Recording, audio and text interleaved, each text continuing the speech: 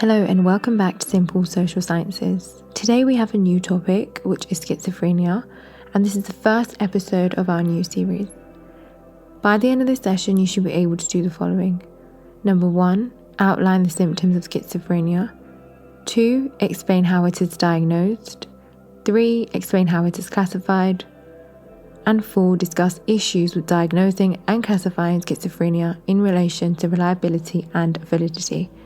Let's begin. So to start off, I'm going to ask you some questions about schizophrenia and you're going to tell me whether they are true or false. I'll give some time between each question so you can write down either a T or F for true or false.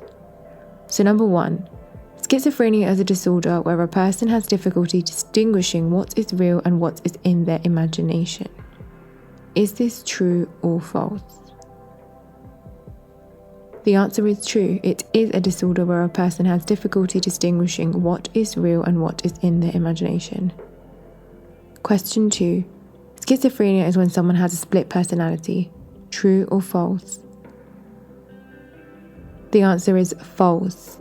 A split personality is known as a dissociative personality disorder, which used to be known as multiple personality disorder. Question 3. All schizophrenics are violently aggressive.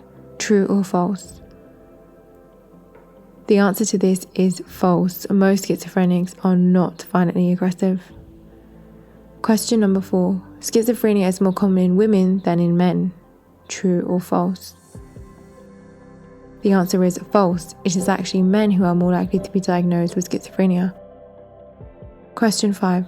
While schizophrenia can occur at any stage of life, it's extremely rare after the age of 40. True or false? The answer is true. It is extremely rare after the age of 40. Question number 6. Once a person has schizophrenia, they can never make a full recovery. True or false? The answer is false. People who have schizophrenia have gone on to make full recoveries. Number 7. Schizophrenia has a strong genetic component. True or false? The answer is true. We have found schizophrenia to be inherited. It runs in families. Question number 8.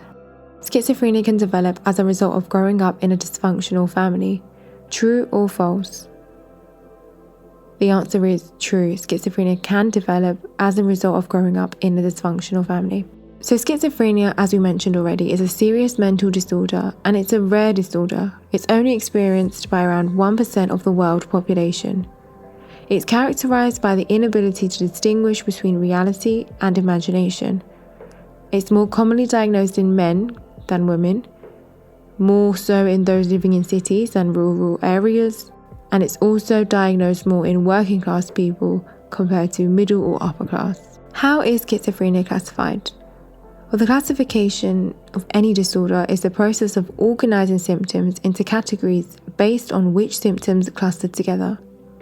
We find the classification for disorders such as schizophrenia in manuals such as ICD and DSM. Under the DSM, negative symptoms must be present alongside positive symptoms in order for an individual to have a schizophrenic diagnosis. Under the ICD, only 2 or more negative symptoms are required. So what are positive and negative symptoms? Positive symptoms are additional experiences beyond those of ordinary existence. These include hallucinations and delusions. So hallucinations are unusual sensory experiences with no basis in reality. So remember, these are additional experiences. We have audio hallucinations, which mean hearing things that aren't real, and you have visual hallucinations, which means seeing things that aren't real. You also have delusions, which are irrational beliefs not based on reality. So for example, some people have the belief that they are a messenger from God. If they have schizophrenia, this could be a delusion. Negative symptoms are the loss of usual abilities. Some examples include avolition and speech poverty. Sometimes people confuse avolition with apathy, and apathy is a lack of interest or motivation.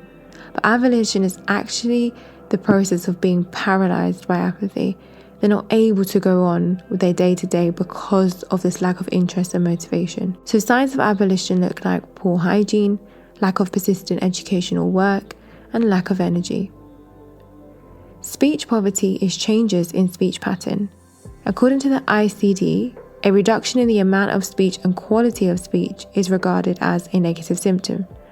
However, according to the DSM, speech disorganization, where speech becomes incoherent or changes topic mid-sentence, could be considered a positive symptom. Let's apply what we know so far to this scenario. Johnny believes he has superpowers from an external force. He believes this is a result of aliens taking control of his body and he can feel himself lose control. Rosie is convinced that there are people in the attic in her house, and one night she even saw one of them. She can hear them talking about her and how they will hurt her when she is asleep at night. With reference to the two cases above, outline what is meant by positive symptoms of schizophrenia. So we're going to take a look at this question as a 6-mark AO2 application question. I'll give you a chance to pause and have a think about what are the key points that you must consider in your answer. You have to use Johnny and Rosie's situation and explain what is meant by positive symptoms for 6 marks. Well, positive symptoms are additional experiences beyond those of ordinary existence, such as hallucinations and delusions. Johnny is experiencing delusions. These are irrational beliefs with no basis in reality. For example, his belief in superpowers and feeling like an external force is in control of his body. Rosie is experiencing hallucinations, which are unusual sensory experiences not based in reality. For example, Rosie experiences visual hallucinations when she sees people she thinks are in her attic who are not really there. She's also experiencing auditory hallucinations as she can hear voices saying they will hurt her, which are not real. So as you can see, for the 6-mark question, there are 6 clear points identified. If you were to write this in the exam, of course you'd write this all as maybe 2 paragraphs or 1 paragraph, but I have split up the key points to show you how you can get each mark. So first, you need to identify Johnny. Is he experiencing delusions or hallucinations? Then you need to define it with an example from the scenario. And then Rosie, is she experiencing hallucinations or delusions? And explain that using the scenario. So now we're moving on to the diagnosis of schizophrenia. How is schizophrenia diagnosed?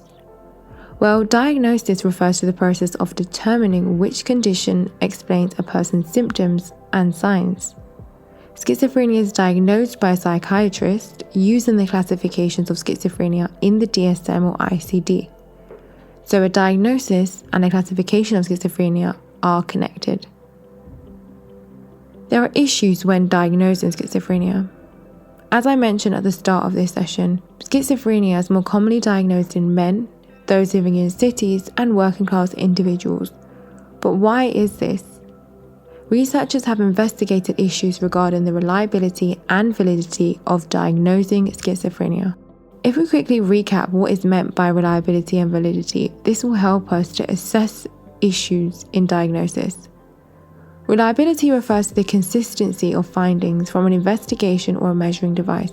Does it consistently reveal the same result? If it does, we can say it is reliable. Validity is the extent to which an observed effect is genuine and accurate.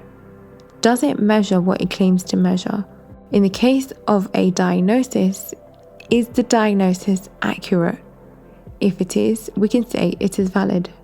So let's take a closer look at the reliability of a diagnosis. We can assess the reliability of a diagnosis by looking at the extent to which a diagnosis is consistent. This can be assessed by looking at inter-rater reliability. Do 2 psychiatrists reach the same diagnosis? While researchers had 2 psychiatrists independently diagnose the same 100 people using the DSM and ICD, the first psychiatrist diagnosed 70 people with schizophrenia, and the second diagnosed 37 of those same 100 people with schizophrenia. This difference indicates poor inter-rater reliability, as the 2 researchers have not reached the same diagnosis despite being presented with the same symptoms. The validity of diagnosing schizophrenia can be assessed by looking at whether the diagnosis is genuine and accurate. A method of assessment is concurrent validity. Do 2 diagnostic tools for schizophrenia reach the same diagnosis? Well, in the research that we mentioned previously, the first psychiatrist diagnosed 26 of those 100 people using the DSM and 44 of those 100 using ICD. The second psychiatrist diagnosed 13 out of 100 using DSM and 24 out of 100 using ICD. This indicates that the diagnosis of schizophrenia is not accurate and there is poor concurrent validity. This is because schizophrenia is much more likely to be diagnosed using ICD than DSM. Again, this is an issue when diagnosing schizophrenia. We can also look at the validity of classification, and this assesses whether the organisation and categories for schizophrenia are genuine and accurate. One of the issues regarding classification is symptom overlap. There is considerable overlap of symptoms of schizophrenia and other disorders, particularly bipolar disorder. This is because both of these disorders involve positive symptoms such as delusions and negative symptoms such as abolition. Under the ICD, an individual could be diagnosed with schizophrenia, however, many of the same people would receive a diagnosis of bipolar disorder using the DSM. This indicates poor validity of both diagnosing and classifying schizophrenia. A further issue is comorbidity. This is having two disorders together. Buckley et al. Found about 50% of people with schizophrenia diagnosis also have a diagnosis of severe depression. This is an issue for classification and diagnosis as well. In regards to diagnosis, it's difficult to tell the two apart.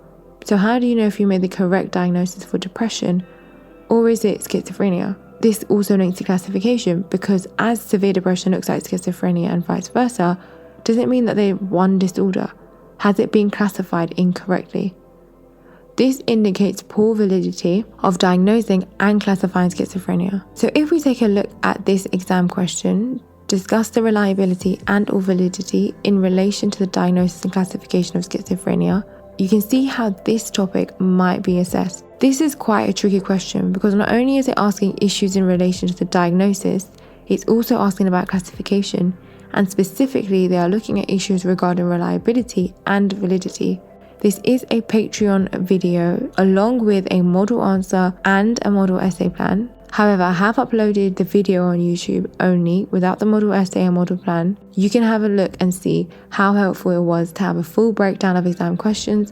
And if you fancy that, you can subscribe to our Patreon for just $3.99 a month. You will get exam question breakdowns, revision support. You get to choose which topics you need more help on and we will address them. So the link for the Patreon is patreon.com/Simple Social Sciences. And if you prefer the audio format with the same benefits, you can subscribe to our podcast by clicking the link in the description. Same price, $3.99 with access through Spotify podcast. Don't forget to follow us on our other socials at MissJ_Miss_D for Instagram and TikTok. And if you found this video useful, give it a thumbs up because it does help us and help us to reach other students who are also in your position.